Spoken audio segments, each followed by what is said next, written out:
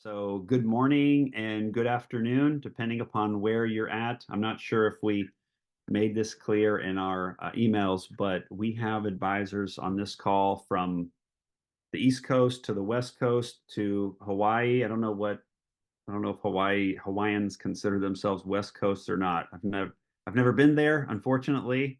Guys, I would be remiss on a call like this if I didn't let you know how incredibly critical you all are for the entire ministry of CMDA.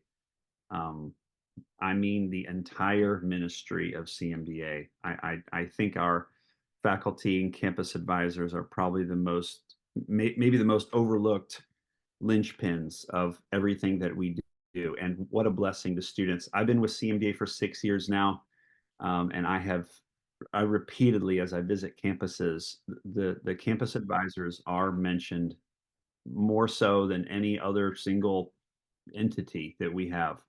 So my name is Grant Hewitt. I am the Southern Regional Director.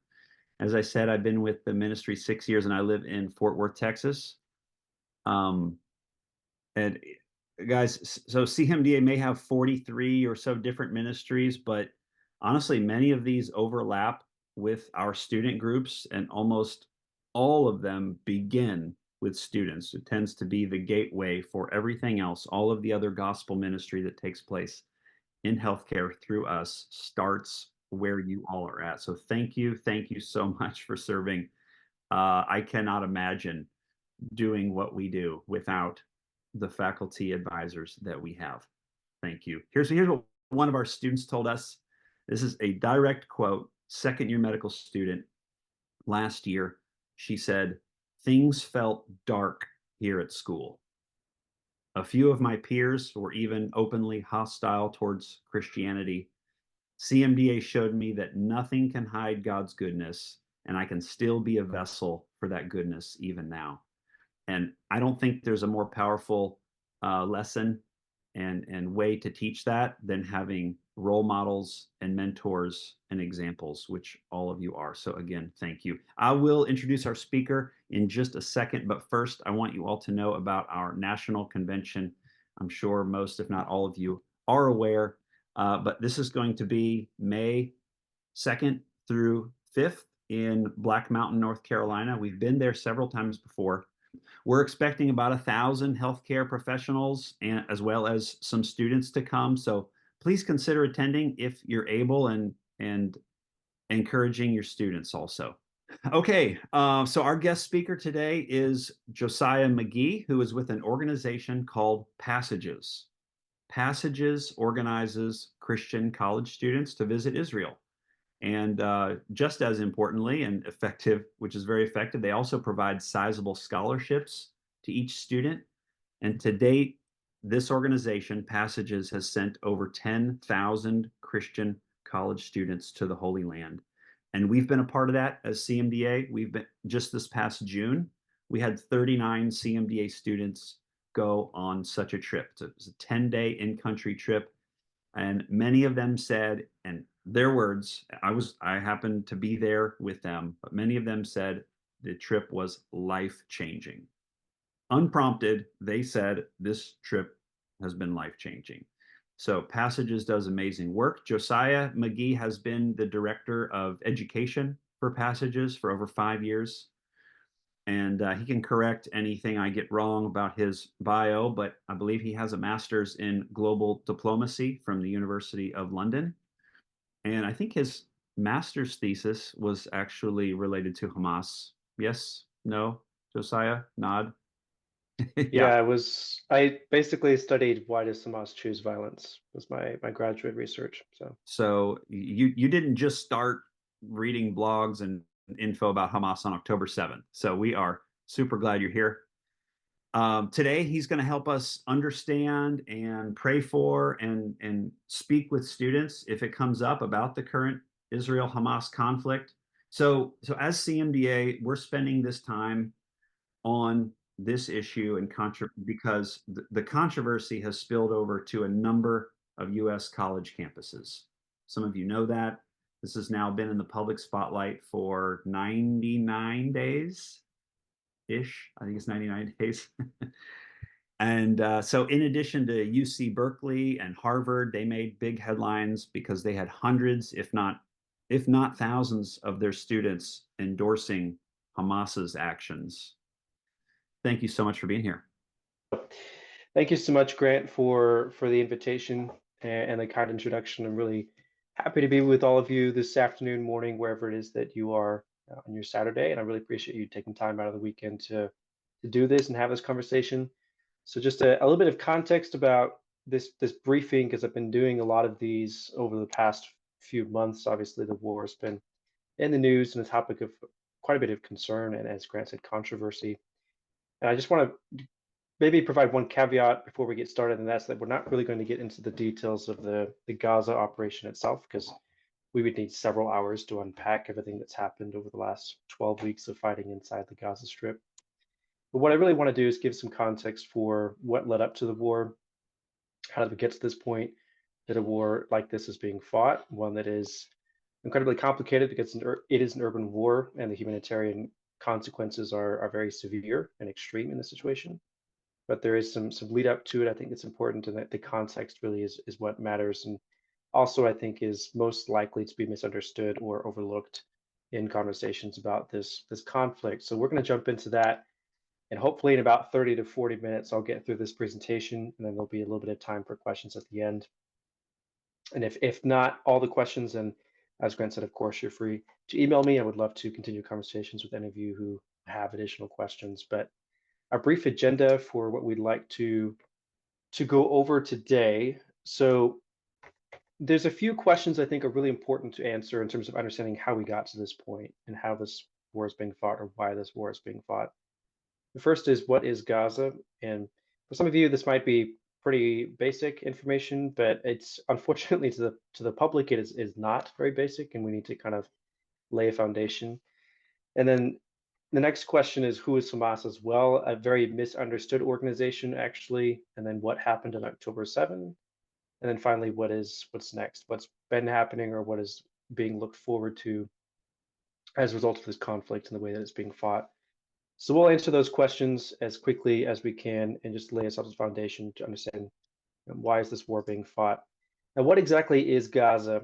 Gaza really refers to the Gaza Strip, actually. It is a territory, a piece of territory, which is actually about 140 square miles. And prior to 1948, it didn't actually exist. In 1948/1949, Israel's fighting its war for independence. This is also known as the Arab-Israeli War, or by the Palestinians, it's actually referred to as the Nakba, the catastrophe. And the reason being that during this war, there's somewhere between 6, 7, 800 Palestinians who were displaced as a result of the fighting, in addition to Jewish refugees also. But the Palestinian refugees were displaced and then put into essentially two areas. On this map, you can see the West Bank is an area that's on the right-hand side of Israel, or the western bank of the Jordan River. It was annexed by the Kingdom of Jordan in 1949 and basically made a part of the Kingdom of Jordan. And they had a significant share of the Palestinian refugees living inside the West Bank that they were responsible for. But Egypt also had responsibility for some of them, which they basically contained within an area known as the Gaza Strip. If you look down on the southern portion of Israel, next to the border with Egypt, on the left-hand side of the map on the Mediterranean, there's an area there called Gaza. That is the Gaza Strip, about 140 square miles. Basically, what it is a territory that Egypt did not annex because it didn't want to be permanently responsible for Palestinian refugees. Instead, they basically made it one giant refugee camp for Palestinians that they had control over for the next few decades. Now, for a few decades, they're going to have control of it until 1967, when Israel wins the Six-Day War. It takes some territory from most of its surrounding neighbors, the West Bank from Jordan, the Golan Heights from Syria, the Gaza Strip and the Sinai Peninsula from Egypt. And really, from 1967 until 2005, Israel is going to be responsible for the Gaza Strip. It's going to have control over it, complete control over it, as well as responsibility to care for the Palestinians inside the Gaza Strip. In 2005, that's going to change. And what you can see here is a map of what the Gaza Strip looked like in 2005. There's a few different color-coded areas, but what I really want to call your attention to is going to be a few areas that kind of dictate the outcome of what happens next after 2005, and that is the areas in blue. Now, the areas in blue are Israeli settlements. So after 1967, Israel doesn't just get control of the Gaza Strip, they begin to actually move, in some cases, some Jewish settlers into the Gaza Strip and creating communities. The challenge is going to be after the first Intifada, which was late 80s, early 90s, and then the second Intifada, which was about 2000 to 2005. Intifada being a Palestinian uprising or a revolt of sorts against the Israeli authorities. There's going to be a major security issue for these settlements. So in 2005, after the second Intifada, Israel realizes, okay, we have a couple of problems. One, these uprisings are becoming a major security issue. Two, if you look at the map, most of these Jewish settlements are pretty close to the coastline. They're actually fairly removed from Israel proper. And that creates a major drain on the security apparatus, the national security apparatus of Israel, because they have to maintain security for these settlements, which means maintaining a security presence deep inside the Gaza Strip because they're so far removed from Israel proper. And at some point, that's just not sustainable any longer. So in 2005, Israel is going to forcibly remove all of these or evacuate all of these Jewish settlements from the Gaza Strip. We're going to turn over the Gaza Strip to the Palestinian Authority in the hopes that this will create some sort of new status quo in which the Palestinians will offer Israel some peace in exchange for land in the form of a transfer of the Gaza Strip to the Palestinian Authority. That's not really how things work out, unfortunately, because a couple things are going to happen in the modern history of Gaza almost immediately after Israel leaves. In 2006, Hamas is going to win the elections. They actually win national elections. They should theoretically have been in control of the West Bank and the Gaza Strip in 2006. The secular nationalist party known as Fatah did not want Hamas to have control, so a civil war breaks out essentially, in which Hamas is going to violently take control of the Gaza Strip, but is also going to be exiled almost to the Gaza Strip and kicked out of the West Bank for the most part. So the Palestinian Authority is going to control the West Bank, and Hamas is going to control the Gaza Strip, and you're going to have two separate Palestinian governments from about 2007 forward. What you have here now is a territory that since 2007 has not just been governed by a Palestinian government, but by an international terrorist organization known as Hamas. And it is a very challenging area to govern in many ways because it is very small. You get about 140 square miles and about 2.2 million residents. And not the entirety of the Gaza Strip is urban areas, but as you can see here, those urban areas which do exist are incredibly densely populated. This map on the right gives you a visual of just how densely some of these urban centers are populated. It's a major challenge to govern effectively, but it also is something which is ripe for violence against Israel and against the status quo in general. Now, who is Hamas exactly? This is another really important question, and again, something that I think is often misunderstood. Some background in terms of why I choose to focus on this for a moment. Whenever Hamas does something, and I'm not just talking about October 7, even the many conflicts that have been fought with Israel, there's been at least, depending on how you evaluate the size of them, 4 to 6 conflicts post Hamas taking over in 2007. But every time something like that happens, people are going to fall into usually one of two camps, broadly speaking. And those two camps are one that's going to view Hamas as a legitimate anti-colonial, anti-imperialist resistance organization whose actions are completely justified, or another organization, or another camp rather, that views Hamas as an organization that because they are terrorists, are stereotyped as being inherently irrational and spontaneous in the way that they make decisions and undergo actions, and really a group of people that can't be held responsible necessarily for their actions because they don't even know what they're doing. They just sort of do things without thinking about it.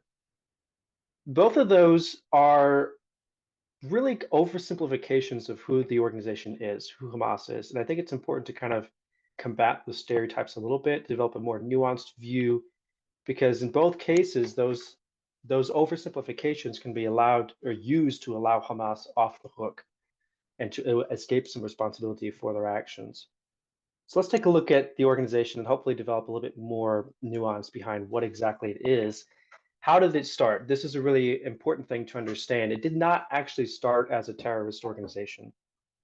It was a local chapter of the Muslim Brotherhood, the Palestinian chapter. It was a charitable network, actually. If you're not too familiar with the Muslim Brotherhood, it started in the 1920s in Egypt. But even it itself, although it has evolved in some malignant ways over the years, it has a history of being a charitable network. The same thing that the local Palestinian chapter did. It did things like building schools and clinics, hospitals, mosques, things like this. It really was focused on providing social services, providing charitable means to individuals living in the area, and building a society for Palestinians. It was focused primarily on social reform, the idea that they could help Palestinian society more closely align with or look like their vision for an Islamic society. And there was very little, if any, interest in national politics. It was not a violent organization. It was not an organization interested in creating a Palestinian state because their opinion was that they had to build a Muslim Palestinian society before they could build a Palestinian state. That's going to change, however, unfortunately, fairly quickly in the 1980s, and largely because of images like this. This is a photo of a young youth, a young man during the first Intifada, the 1980s. And really, what you're seeing here is a very apt illustration of what the first Intifada was. It was characterized by youths, teenagers, children, even throwing stones at Israeli tanks. It really was not an incredibly violent uprising. It was more a kind of a grassroots movement of protests. They gradually evolved and became more violent over time as people realized that there was something building, a movement that was beginning to emerge. And for Hamas, at the time, its leadership was older. It was still very religious. It was very focused on religious ideas and social reform. It was not very political in nature. But they realized very quickly that the organization was going to get left behind if they didn't evolve into something more political and more violent. Because frankly, the youth movement that was beginning to emerge was going to leave them behind if they didn't adapt. So they did. They adapted. And what happens in 1987 is they leave the Muslim Brotherhood behind, so to speak. They become an independent movement known as the Islamic Resistance Movement. Hamas is the Arabic acronym for this term. And this is when you begin to see, and with the release of their first charter or founding document in 1987, it's going to become, ideologically speaking, a much more terroristic and political organization in nature, something that it was not so much previously before that time. Now, the structure of the organization is also a little bit complicated, but important to understand because one of the things that happened, for example, almost immediately after the attack on October 7 was Hamas leaders who were living in a sort of exile in the Arab Gulf state of Qatar, a city called Doha, gave an interview in which they said, okay, so the leadership in Gaza, they knew what they were doing and they carried out this attack. We didn't know that this was going to happen, essentially. We had no idea that this attack was going to happen or that it was going to happen today. And there was some controversy over that. Is that really possible? Is it, could they possibly have escaped the knowledge that something like this was going to happen, given that technically they are the leaders of the organization? And the answer is yes, but it's a little bit confusing. The structure of the organization is what you really need to understand in order to understand what they're saying and what's really going on beneath the surface because it is a multiple winged organization.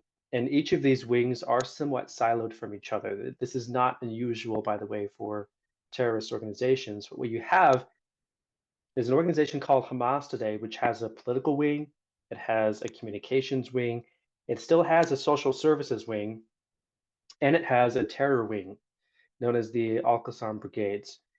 And it is also an organization in which the leadership is split up for various reasons. Some of the leadership lives in the Gaza Strip, some of them live in the West Bank, some in Lebanon, some in Qatar, places like that. But it is actually very true that for operational reasons, many times violent operations or terror operations are siloed from other parts of the organization or leaders living in different locations for security purposes.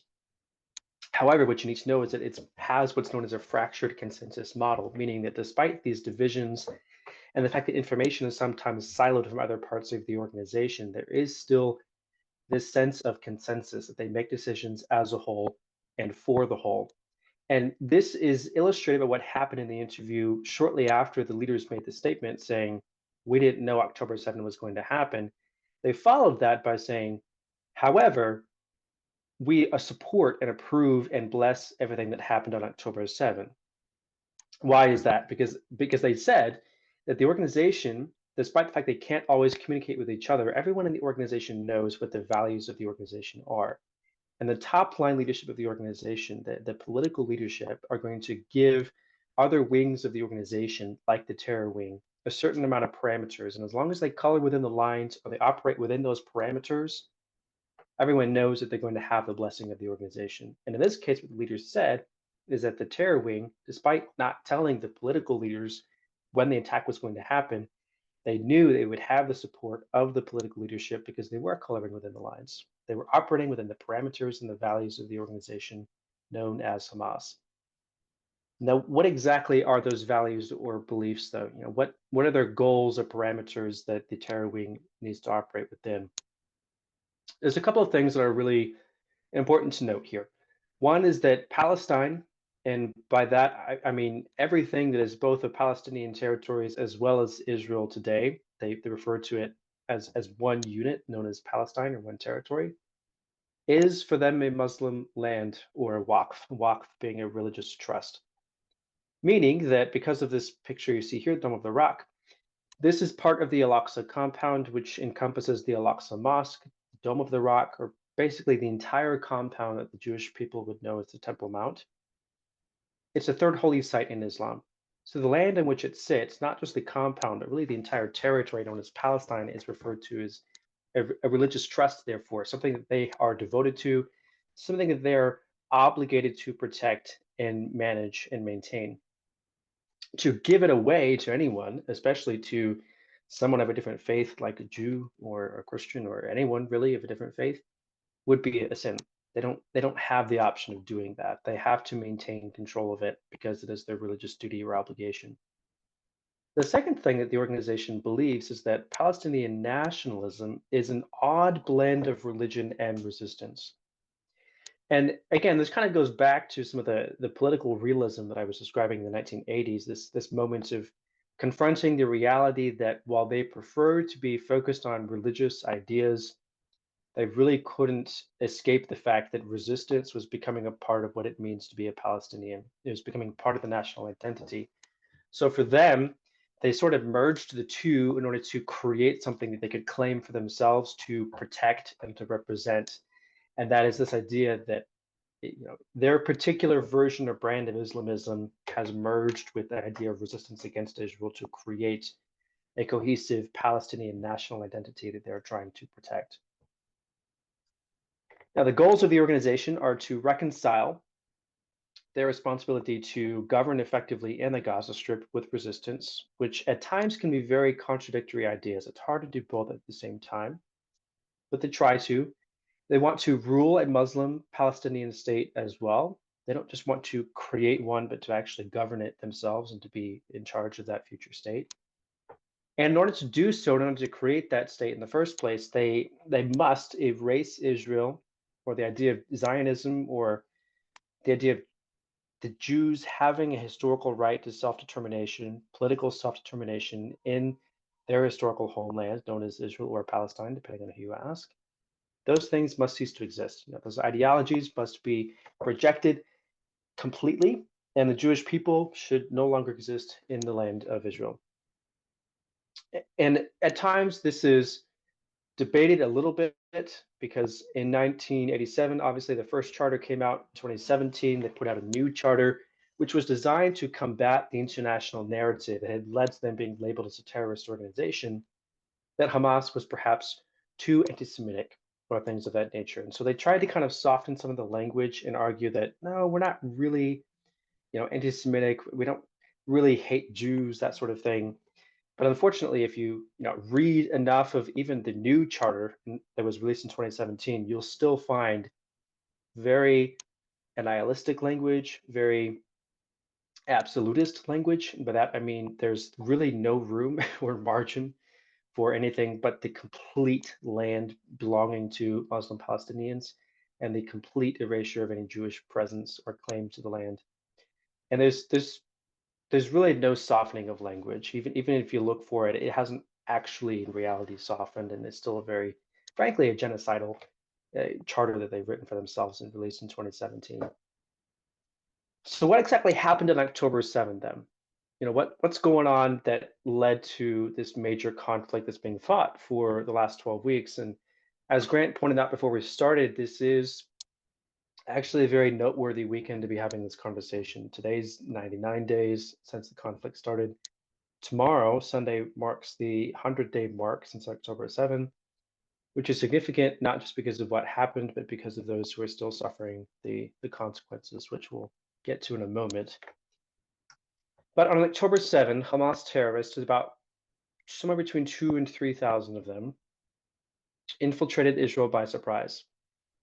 I say by surprise because the border between the Gaza Strip and Israel is regarded, or I should say, was regarded as being one of the strongest in the world, impenetrable, very, very difficult to infiltrate.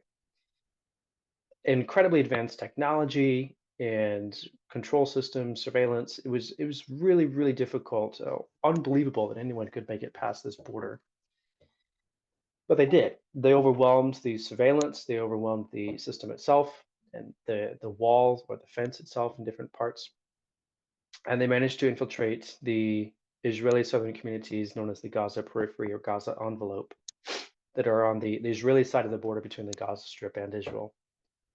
After doing so, they did a couple of things. It is true that they did attack an IDF military base, although I think it's important to highlight that they did so not because that was their primary target, but because it was a means to an end. What happened essentially is you go into the military base, you look for soldiers, you shoot a bunch of them, you kidnap about 250, and then you shut off all the communications equipment. The primary reason why you would attack the military base is to shut off the communications equipment and essentially shut down Israel's ability to respond to a terrorist infiltration for several hours, which then gave them the freedom that they needed to do what they really came for, and that was to look for civilians. The next thing that they did is they attacked both a music festival in the southern communities, and they attacked about 20 different civilian communities, agricultural communities known as kibbutzim or mashav, and they searched door to door looking for families, men, women, and children to then attack. And if you read much of what's come out, the evidence about what instructions they were given, or if you've seen the videos or heard the recordings of them describing what they were doing, why they were there, then it's very clear that that was the real purpose was to attack these civilian communities and inflict as much terror as possible on the Israeli population. Now, the things that they did really fall into three categories: torture, murder, and kidnapping. And we'll unpack each of these a little bit. And this is going to be not very graphic because there's significantly worse material available online. The photos are not too extreme, although if you feel nervous about it, you might want to look away for a little bit. But it's really just photos of faces, not of the actual damage or destruction for the most part. That being said, this is difficult to hear, but I think important for individuals to understand exactly what happened. Again, because this context is really, really important in understanding why a war is being fought in the first place. So before killing anyone, they made very intentional efforts to torture as many people as possible. And the question I think has to be asked, why would you do that? It's going to slow you down. It's not the most efficient use of your time if you're just trying to kill as many Jews as possible.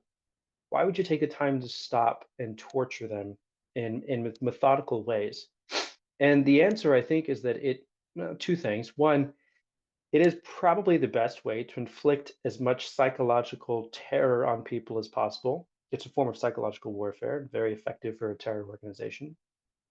But the second thing is that it's not just designed to create fear, but also designed to send a message both to other Palestinians who are watching what's happening, or to Israelis or to the world at large, that Jews are less than human.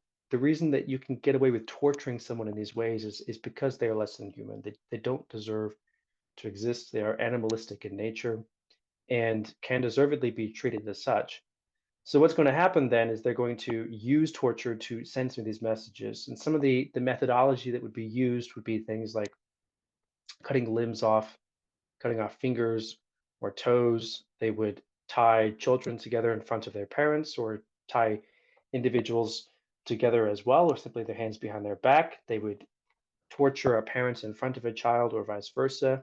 They would torture someone, force them to watch something, and then gouge out their eyes. There were beatings. There were examples of burning, both burning someone alive to death or simply burning them for the purpose of torture.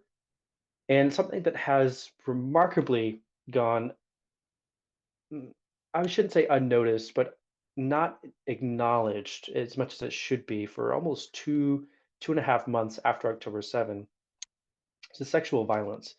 The sexual violence that occurred on October 7 was at at a simply staggering scale. The evidence that's piling up now is fairly obvious, and that it was grotesque and widespread. But for various reasons, the international community took a very long time to acknowledge that it actually happened. And it's taken many eyewitnesses, many victims coming forward, and a massive campaign of information and release of evidence that ordinarily would be kept private to preserve the victim's dignity, in order to convince the international community that these things actually occurred. But really, what you need to know is that it did. And again, it was grotesque and at a staggeringly large scale. All of these things, again, have a purpose. It's designed to instill fear. It's designed to send a message that the Jews who are living in these periphery communities around the border of the Gaza Strip, they don't deserve to be there because they are, in fact, less than human. Now, once they're done torturing individuals, obviously a fairly methodical murder campaign is also going to ensue.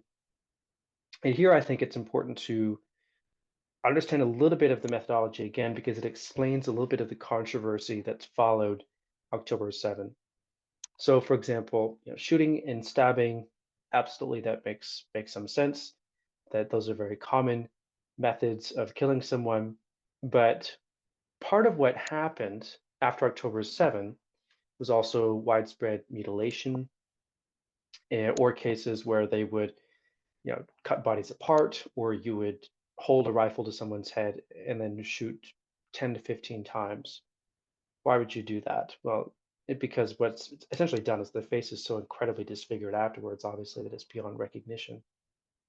And this explains a little bit of the controversy, I think, that followed October 7, where the numbers of bodies shifted. And every few weeks you'd get an updated number. Okay, higher number, maybe now it's a lower number, and it led to some credibility issues for Israel, where Hamas, anytime Israel changed the number of individuals who were killed on October 7, Hamas would say, "Okay, you're exaggerating.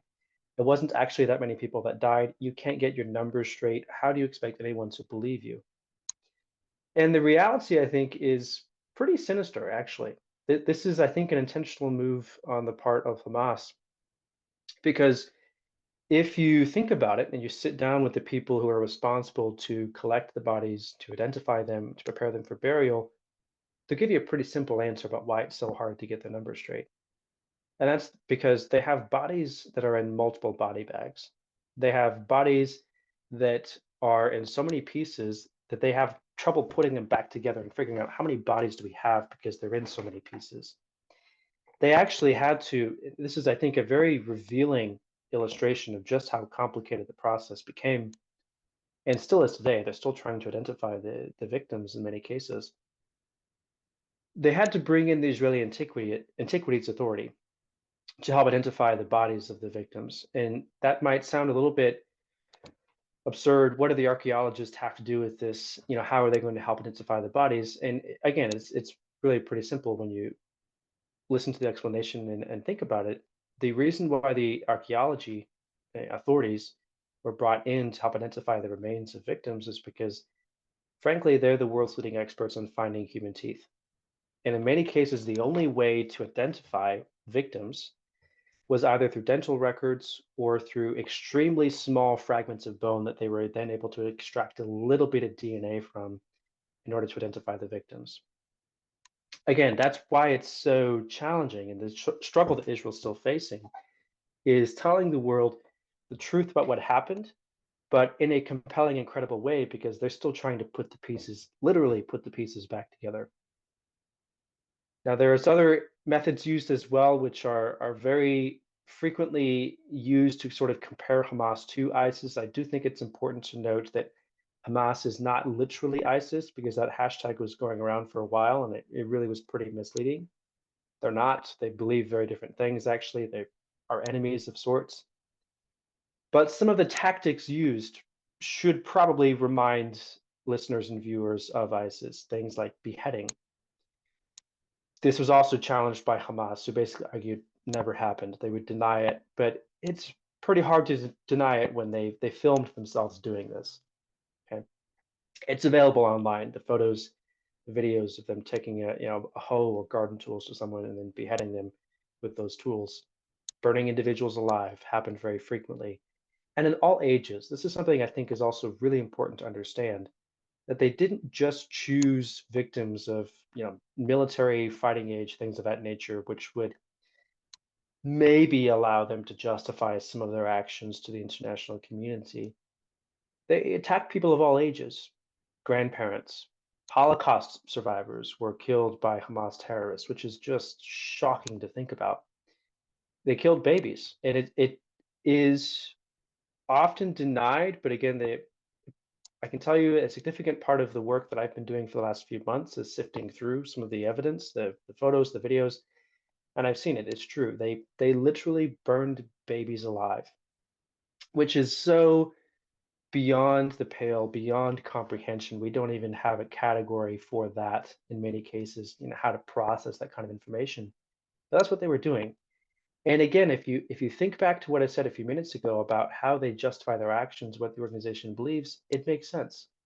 If the Jews don't have a right to exist in the land of Israel, and if their goals are to completely erase the Jewish presence from the land of Israel to preserve the legitimacy and the faithfulness of the purity of an Islamic society in the land of Palestine, then the mere existence of a Jewish baby, the existence of a Jewish baby is an act of violence in their eyes, one that has to be punished.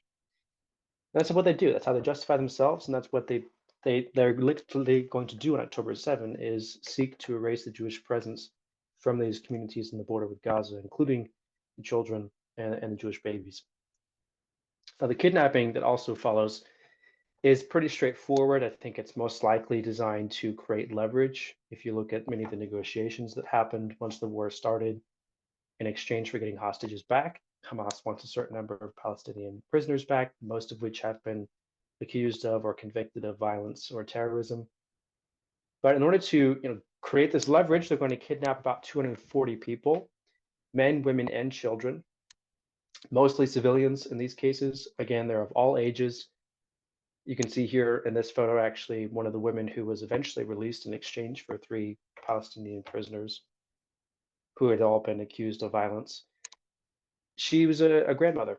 This is an old elderly woman who is being taken hostage into the Gaza Strip, and up to 30 nationalities represented. That's really important to note. This wasn't just an attack on Israelis, but up to 30 nationalities were represented among the kidnapping victims. Now, to sum all this up, what this means essentially in terms of the numbers is that Hamas terrorists killed 1,139 Israeli citizens. They kidnapped 240 plus individuals and it displaced thousands of people, about 100,000 from the southern communities, and another 100,000 or so have been displaced from northern Israel as a result of the overflow of the fighting into southern Lebanon. To put it into even more context, those numbers mean that October 7th was the single bloodiest day in Israeli history.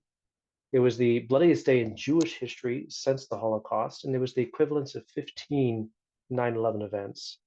In a country the size of New Jersey, essentially, it's simply shocking the scale of the impact that this has on Israeli society, and that every single Israeli citizen knows at least one person who was killed, kidnapped, or is currently fighting in the Gaza Strip. What's next then is really the next question. Okay, so there's obviously something that absolutely horrendous has happened, but what is going to be the response from Israel, and what are they prioritizing as they think about a response to these attacks? Obviously, there's a war being fought, but I think it's important to know a little bit about what their short-term and their long-term priorities are and how they're playing out. In the short term, there's a couple of things that they have to keep in mind. One being the hostages. This is obviously a very, very serious concern for a state. The legitimacy of the state of Israel is predicated in part upon their ability to protect their citizens. If they can't do so, and if they cannot return these hostages home, the government might collapse, and there's some very serious questions for Israel as a state and as a society about the safety of the Jewish people who live in the Jewish state of Israel. The second concern that they have as well is going to be anti-Semitism. This is something that is pretty remarkable in terms of its scope and how widespread it has become. But I think it is important to acknowledge that this is also a very serious issue for Israel right now. The fact that, for example, in the United States, just in the United States, since October 7, anti-Semitism has increased some 400%, according to organizations like the Anti-Defamation League. That is a staggering, rapid increase in the amount of anti-Semitism. And unfortunately, for our purposes, we're talking about college campuses or university campuses. These have become places where this is incredibly common and widespread, unfortunately, enough so that Jewish students feel unsafe. There are stories of Jewish students having to hide in the library behind locked doors with campus security because outside there's a mob who is clamoring to get in and do who knows what with these Jewish students. It's a very real threat, not just in terms of the language being used, but potentially a very physical threat to the safety of Jewish students in the United States. And because this is what's going on, because of the nature of what happened on October 7th being so blatantly anti-Semitic, so anti-Jewish, anti, the Jewish people's right to exist in the land of Israel at all, and the way that it's spreading to the Jewish people around the world, it's a very serious issue for Israel that they have to confront. It's also showing up in especially unique ways in international institutions, even. For example, in some cases, broad denial that October 7 happened or that specific atrocities happened on October 7, despite the fact that there is abundant physical forensic evidence for all of these things. Or the argument that it's simply a conspiracy or that Israel doesn't have a right to defend itself. If Israel doesn't have a right to defend itself, well, what that would seem to imply then is that Hamas was right, that they had a right to attack Israel without any consequences, and that Israel, by extension, doesn't have a right to exist at all. And this is where you really begin to find that fine line between criticism of Israel and specific policies or specific institutions or specific individuals that are a part of Israeli society and criticism of Israel's right to exist at all. When you cross that line, when you delegitimize Israel's right to exist at all, or the Jewish people's right to exist in the land of Israel at all, then it's crossed the line from legitimate criticism to blatant anti-Semitism or Jew hatred. The last thing that they're also going to be concerned about, in the immediate term, is not just these threats to the hostages and to the Jewish people, but also the broader region as well. Regional stability is very important, obviously, to Israel as well, not just for their own safety, but also for the sake of maintaining international support for what they're trying to do in terms of protecting themselves. They can't very well ask countries like the United States to continue supporting them if World War III breaks out, and the United States obviously does not want to see World War III happen. So Israel has to find a way to get the job done, to return the hostages and protect themselves without starting World War III in the region.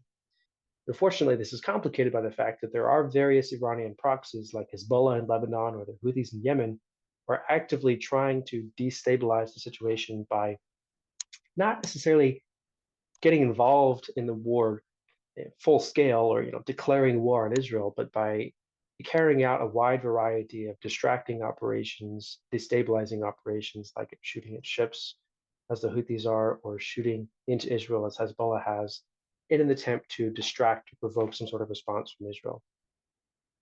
So these are obviously some very complicated and precarious things that Israel has to manage right now in the short term. But looking ahead, I think there's a couple of things to keep in mind. One, there have been some results, and it's good to celebrate this, but also to be mindful of what work still needs to be done. More than 100 hostages have been freed and returned to Israel. Many of them are reporting, however, that they suffered extremely in the Gaza Strip from a lack of medication, food, water, other forms of medical care, or that they were psychologically tortured or sexually abused, even. These are things which are going to require a significant amount of time for the hostages to recover from, both physically, but also emotionally, mentally, spiritually.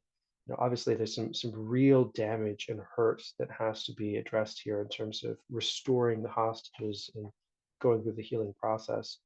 There's also 100 plus hostages, about 136 right now at the time of this recording, that are still inside the Gaza Strip, and Israel still is trying to celebrate, but also mindful of the fact that they still have family members that need to be rescued from the Gaza Strip. In terms of long-term priorities or questions, I think there's a couple of things that Israel really has to think about right now. The first one being who's going to replace Hamas. Israel's declared that they want to replace Hamas. They want to destroy it enough that it has to leave the Gaza Strip, or that there has to be a replacement. There can be a replacement for Hamas, and someone else can be put in charge there in the Gaza Strip. The question, though, is who is that going to be? The nature of counterinsurgency and the history of counterinsurgency teaches us that that's a very difficult question. You can destroy an organization, but destroying an idea of what the organization stands for or represents is much more difficult. And finding someone who's willing to accept that task is likely to be challenging, something that Israel is really going to have to wrestle with over the next few years, probably. And the second long-term question is, what about the peace process? What about that two-state solution that we've been chasing for 20, 30 years now? And the reality is very difficult, but I think we need to confront the reality as it is, that it's going to be very hard in order for negotiations or peace processes to resume anytime soon.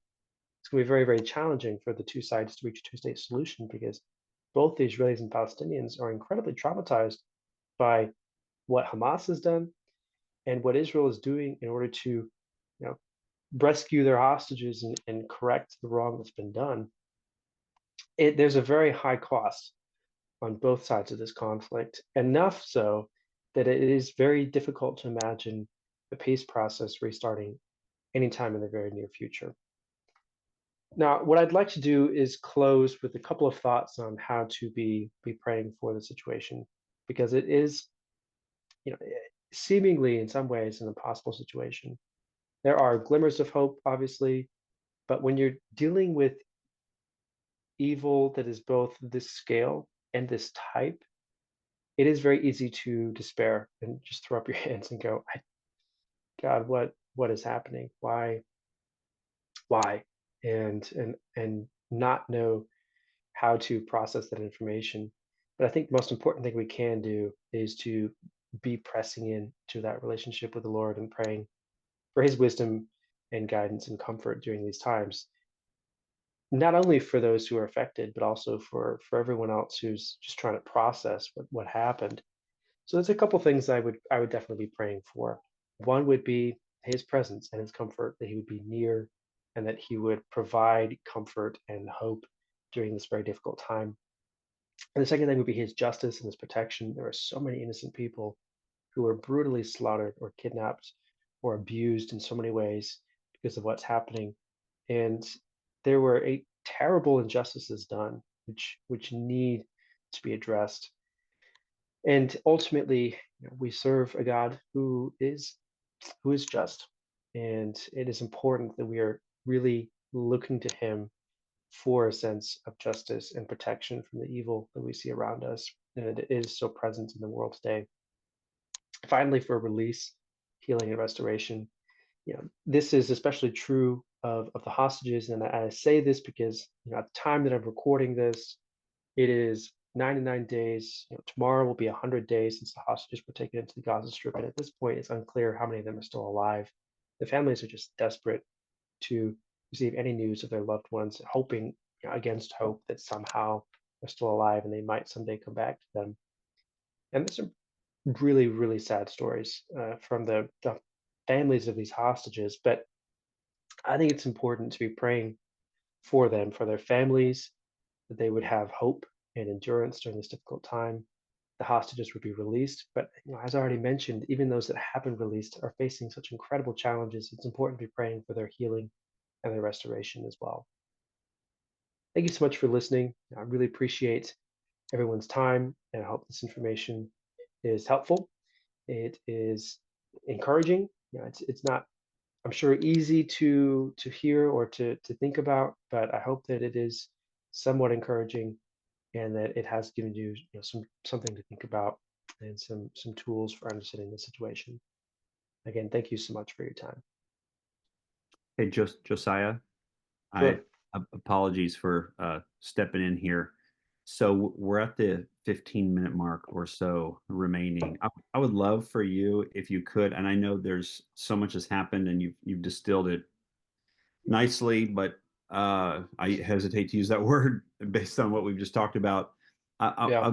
I'd like us to make some connections to the United States, to our campuses, and specifically, it seems that anti-Semitism has really ramped up. At least that's my perception. I could be wrong about that.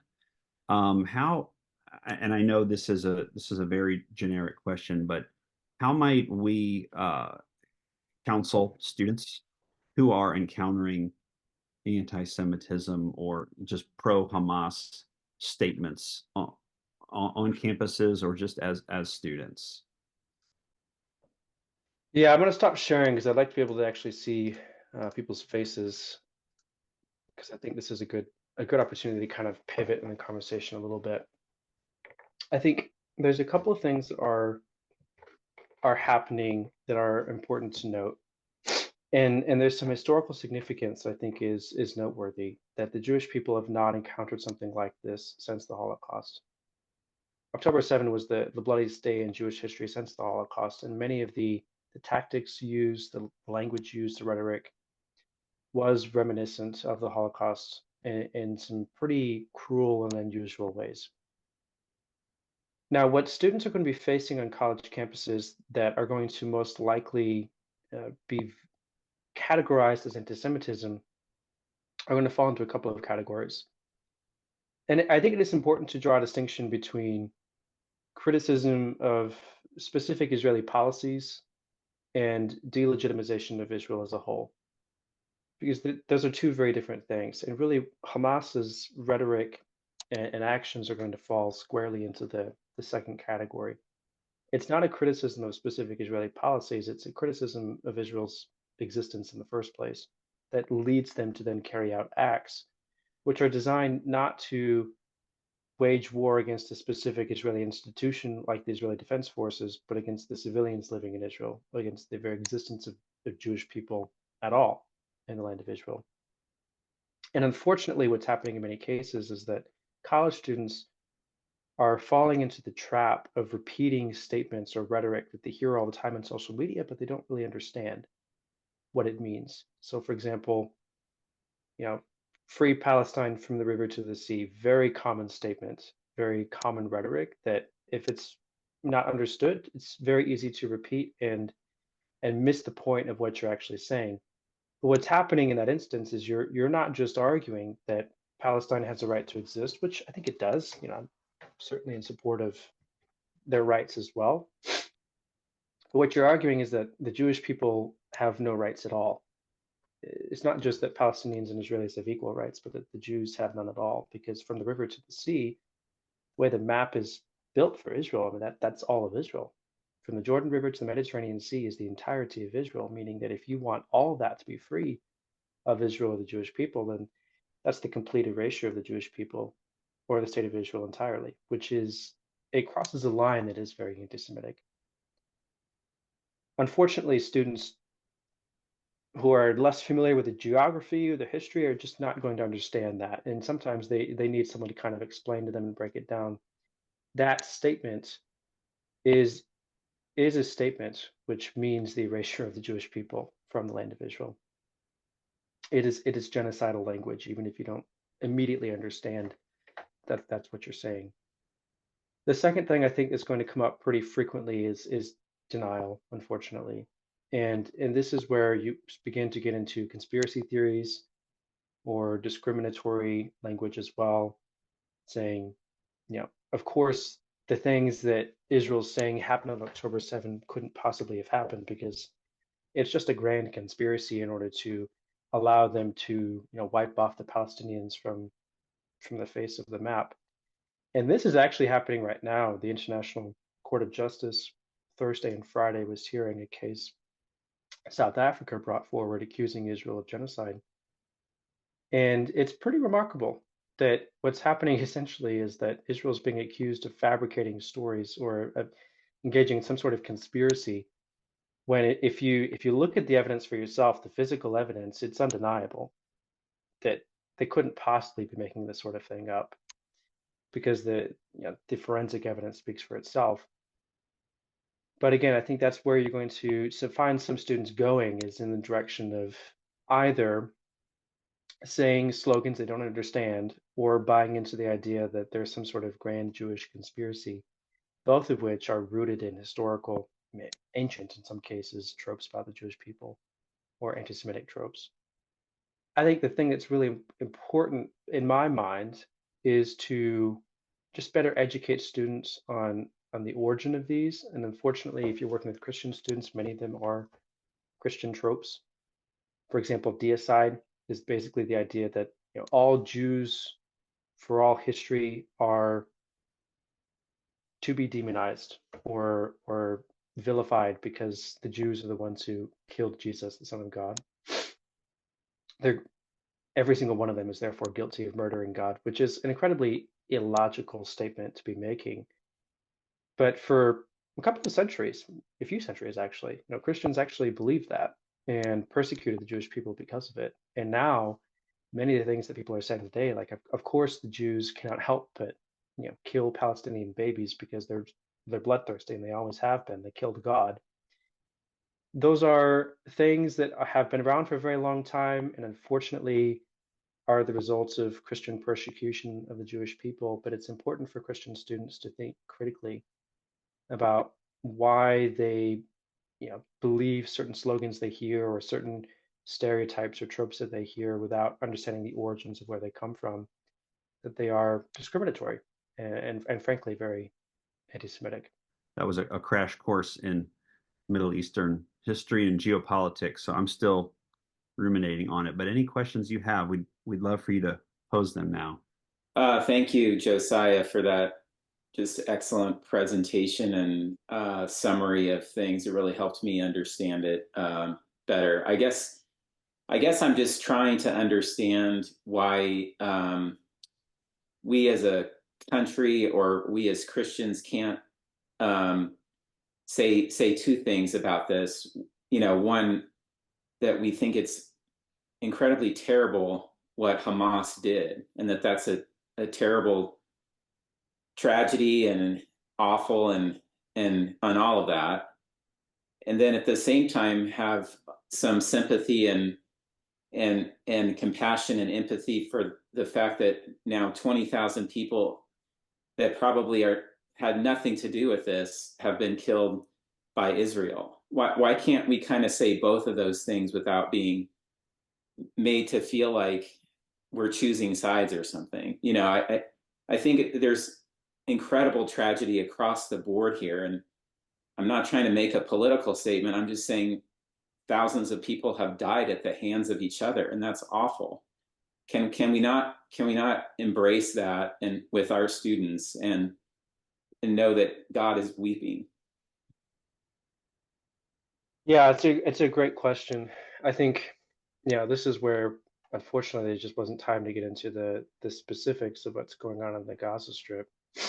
But I agree, it's heartbreaking in many ways. The destruction that's taking place in the Gaza Strip is It is heartbreaking, the loss of life. I think that for me, there's a couple of things that I think are it's just hard to get into the complexities of it in a limited amount of time in terms of why that destruction is so widespread. Part of what is not very well understood is the depths of the evil of an organization like Hamas, because what they've intentionally done, and they've actually gone on the record saying this to, I think it was to Saudi press, but also in Lebanon, they were on TV saying these things. They don't accept any responsibility for Palestinian civilians. They believe that the international community or Israel is responsible for the civilians they're governing in the Gaza Strip. Technically they're in charge, but they take no responsibility. And it's in fact actually kind of the opposite. They made a statement that if they must sacrifice millions of Palestinian lives, so be it, because they drew an analogy to the Soviet Union and basically said the Soviet Union sacrificed millions of their citizens in order to become great. And if that's what we have to do in order to become a great Palestinian society, then that's what we'll do.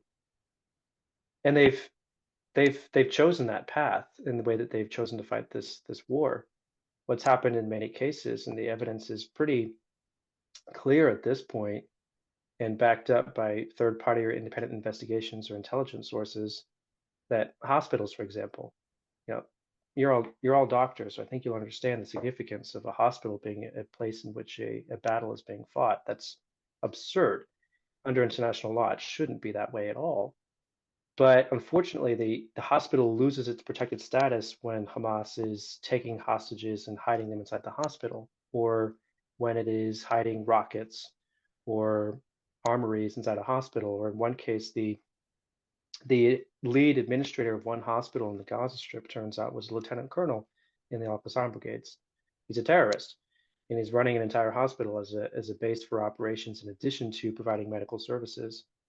So these realities, unfortunately, are not very well understood, and that they provide some context for why just so many people are dying, why so many homes are being destroyed, why so much civilian infrastructure like hospitals are being damaged in the process of the fighting. But it's because Hamas has intentionally chosen to do so, because they know the most effective strategy is to sacrifice as many Palestinians as possible to make a point.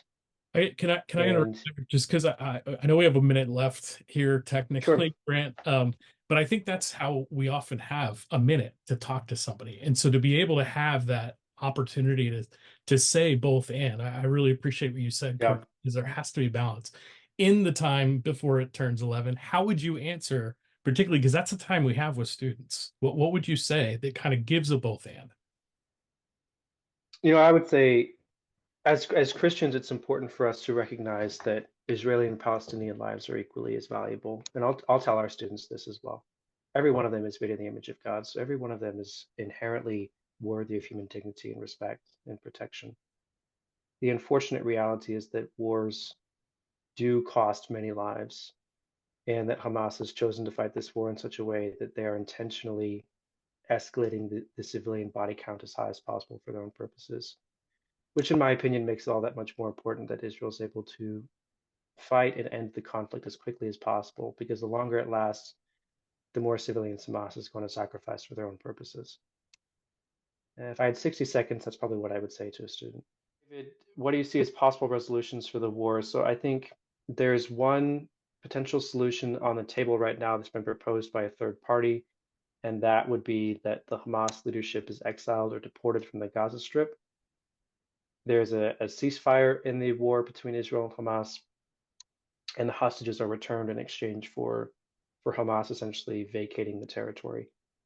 The reason why that theoretically could work is that one of Israel's objectives for the conflict was to disarm Gaza Strip and to make sure that Hamas could no longer launch terror operations from the Gaza Strip. So if the leadership is deported and they feel like they've successfully dismantled enough of the terror infrastructure in the Gaza Strip, then getting the hostages back might theoretically be enough to justify a ceasefire to the Israeli public. But that is still being debated, I think, right now by both Hamas leadership as well as the Israeli Security Cabinet at this time. So much of the information that gets out to the students seems to come from biased sources, or they're legitimate, objective sources of information. This is a this is one that we get all the time, even before October 7. What I always tell people is, in order to get the best information, you can't just read one source and trust it to be objective, because unfortunately there are no truly objective sources. So in order to get the big picture of what's really going on, you have to do, I think, two things. One, read local sources. American press is notoriously bad at reporting on these conflicts because the reality is they're not reporting directly. They have a maybe they have a reporter on the ground. More than likely what's happening is that they're reading something that a string reporter is putting out over the wire, and then they're just copying and pasting a report that most major US publications are going to write their reports based off of. They're not going to be doing primary source or first-hand reporting in many cases. So local sources, you're going to get much better information. Things like Times of Israel, Haaretz, Jerusalem Post, those three, which I can drop in the chat, they're all Israeli sources, but they are all over the map in terms of their political affiliation or alignment. Haaretz is pretty left. Times of Israel is fairly moderate. Jerusalem Post is certainly right. But if you read those three, you'll get three very different perspectives on what's going on in these wars. And that's the second thing I would say is you got to read at least 3 or 4 sources in order to get the big picture. Because if you just read one, you're only going to get one perspective. You need at least 3 or 4 perspectives to actually understand what's going on. So I typically recommend reading a combination of those 3 sources if you can to get better information. And there's certainly other more academic sources if that's what your students are looking for. Feel free to email me. I have a massive book list that I can send you. It's more academic reading on this. Linda's question, who needs to be at the table to create a ceasefire and recreate a peaceful coexistence? So that's part of the challenge, Linda, is that especially after October 7, but even before that, there is very little respect for the other party between Israel and Hamas. Israel has stated for years that Hamas is a terrorist organization, so they're not going to negotiate a permanent ceasefire with an organization like that, only temporary ceasefires or things of that nature. Certainly, they're not going to negotiate a 2-state solution with an international terrorist organization. So that's a problem. Now, the challenge that Israel faces right now is their stated objective is to dismantle the organization, or at least remove it from power in the Gaza Strip so they don't have to negotiate or work with Hamas anymore. And the issue that Israel's now being confronted with is, okay, who's going to replace Hamas in the Gaza Strip? Is it the Palestinian Authority, the secular nationalists? Is it a combination of local clan leaders? You know, some sort of very tribalistic or fractured leadership model in the Gaza Strip and on a community level? Is it some other Arab country that you're going to negotiate a solution for the Gaza Strip with? And by the way, none of them really want to.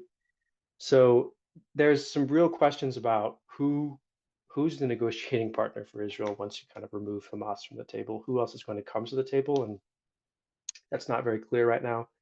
And it's also very important to recognize that, especially post October 7, you're talking about 15 9/11 events, basically, is what just happened to Israel. The level of trauma is incredibly severe. And on the flip side, the level of trauma for many Palestinians living in the Gaza Strip is also very severe because of the war that's being fought. The likelihood that anyone is even willing to negotiate, even if they could find a negotiating partner, it's pretty small. Anything that's going to be negotiated is going to be focused on short-term solutions to specific problems. It's not going to be a grand, comprehensive 2-state solution right now, because it's probably going to be years before they're ready for that and have healed enough in order to have those conversations. The next question, I think, is from Connie. This is another good one. What are the chances that Israel would use nuclear weapons? 0. I mean, the reality is Israel's challenge is not can it win the war, but how does it do so without losing international support for the operation? Because they have a significant military advantage over a terrorist organization like Hamas. So there's no reason to use nuclear weapons in order to fight the conflict. It's much more so about how do we manage the humanitarian needs of the Palestinian population? How do we create the right evacuation zones? And how do we move people around in such a way that we're minimizing damage to civilians? Those are much bigger concerns than do they or do they not have the firepower in order to win the conflict. It's about protecting civilians at this point. What role is Iran playing, from Andre? So this is a tough one. I think it's very noteworthy that Israel has not accused Iran of being directly responsible for October 7, although it's also noteworthy that Hamas receives at least $100 million of funding a year from Iran, as well as training for its terror wing and operations. So clearly, Iran has enabled Hamas to do something like October 7. There doesn't really seem to be a clear indication that Iran was directly involved enough that they actually ordered October 7 to happen. But again, they play a supporting role. And what's interesting as well is that they also are behind many of the other organizations in the Middle East right now that are playing distracting roles. And really their purpose is to divide Israel's attention so that they cannot move effectively on one sector or one front of the conflict at a time. So, for example, Israel's concerned that Hezbollah, an organization that has 100,000 rockets or missiles in southern Lebanon, like 3 kilometers from the border with Israel, that they might start another war in northern Israel, southern Lebanon. And Hezbollah is an Iranian proxy. They take orders directly from Iran. So that is something to be aware of and keep an eye on. There's another group right now in Yemen, the Houthis, which the United States and the UK just launched a series of airstrikes, I think 2 nights ago, on the Houthis because they've been basically shooting at anything that moves near the Red Sea in an effort to basically cut off Israel's access to shipping lanes in the Red Sea or the Gulf off the Arabian Peninsula. And the Houthis as well are another Iranian proxy. So all these different groups are basically trying to fight Israel without actually declaring war on Israel or being directly involved in the conflict. They're playing what basically amounts to distracting roles, dividing Israel's attention. They're all Iranian proxies, which means that Iran is pulling some strings to try to kind of slow Israel down or damage their ability to fight the war without actually getting pulled into the war itself, which Iran probably does not want. Linda's question, what would it take for the Muslim Brotherhood to cut off its inherent support of its terrorist wing? I mean, that's a good question. I'm not sure. Are you asking about the Muslim Brotherhood or are you asking about Hamas? Because they are two different organizations at this point. Well, in your history, you suggested there were like 4 factions, kind of. They still have the social programs. That, they have a lot of good things going on. And this has created problems. But then you also said they inherently all support all the wings, and I'm like, why would they be supporting this? It seems like that would be Yeah. internal fix of a big problem. Well, and unfortunately, the nature of what it means to be Hamas is to be a Palestinian resistance movement. If you remove that element, then the organization would no longer have its reason for existence. And the support for the organization, which funds things like their charitable services and things like that, would disappear. It's a house of cards. I mean, if you remove terrorism from Hamas, it would no longer be able to exist or maintain everything else that it also does as well. And that's part of you're right. I mean, it's really sad that they can't kind of just take out the terror and keep the good things, but unfortunately they can't because it's just become so infused into the DNA of the organization that if you take it out, the organization would collapse at this point. what do they call their terrorist wing? They call it the Al-Qassam Brigades. They would refer to it as, internally, they probably would refer to it more as a resistance wing, not as a terror wing. They're not going to refer to themselves as terrorists, obviously. The nature of what they do, however, both in terms of their targets, which are predominantly civilian, as well as the tactics, means that the international community, broadly speaking, has labeled it as a terror wing just because of who they target and how they do so.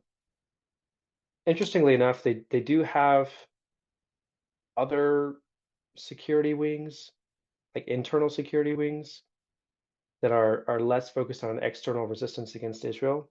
I'll just note here that they have a track record of fairly extreme human rights abuses against Palestinians as well. Palestinians can also be victims of the violent and somewhat cruel tactics of Hamas as well. Josiah, I think you've served us well. I know you have. Thanks a ton for your time here, but also all the study and the prep, the behind the scenes equipping you've put into yourself and to passages. So thank you so much. I'm going to, Josiah, will you do me one quick favor? And I'm going to email Grant something that maybe he can send out with the recording to you all as well.